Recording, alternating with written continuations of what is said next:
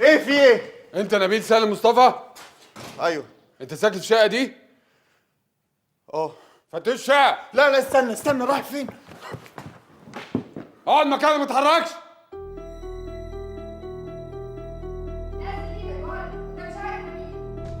I am an American citizen. You have no right to treat me like this. اخلصي خالص ما تنطقيش. نبيل، ايه اللي بيحصل ده؟ كلير كروجر. الشنطه دي بتاعتك؟ رد عليا. الشنطه دي بتاعتك؟ ايه؟ بتقول ايه؟ مش سامع. فيها ورق بتاع الشغل. طب افتحها لو سمحت. افتحها لو سمحت. ما تفتحها يا نبيل وتخلصنا. افتحها. اكسر القفل.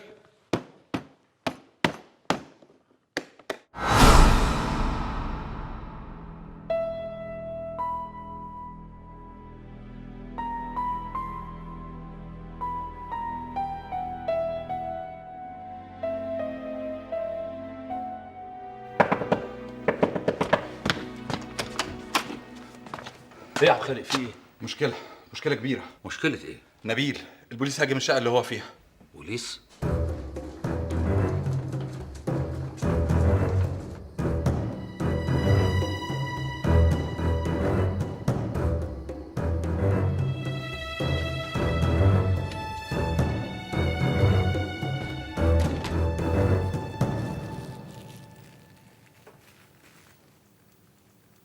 مخدرات؟ شايل في الشنطة مخدرات يا نبيل؟ دي مش شنطتي. الشنطة دي مش بتاعتي. غير نبيل، انا بقبض عليك بتهمة الاتجار في المخدرات. من حقك ما تتكلمش. اي كلام هتقوله هيتاخد ضدك في المحكمة.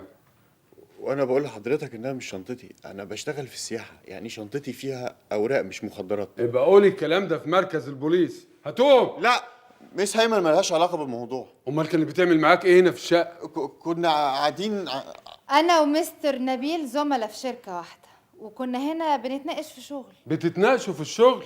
يبقى قولوا الكلام ده في مركز البوليس. بس هو قال لحضرتك إن أنا ماليش دخل بالموضوع ده. بقول لك ايه، الكلام ده تقوليه هناك.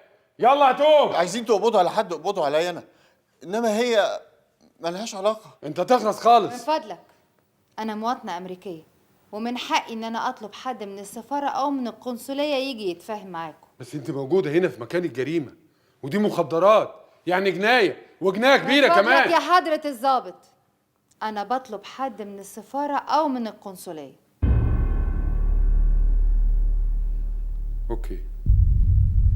اوكي مس هيمن، ممكن تمشي، بس لو سمحتي سيبي تليفوناتك وعنوانك، وما تتحركيش من هامبورج قبل ما تبلغينا.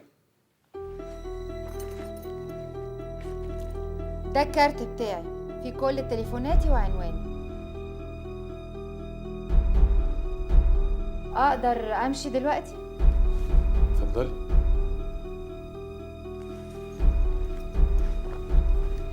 Sorry, I'm really sorry.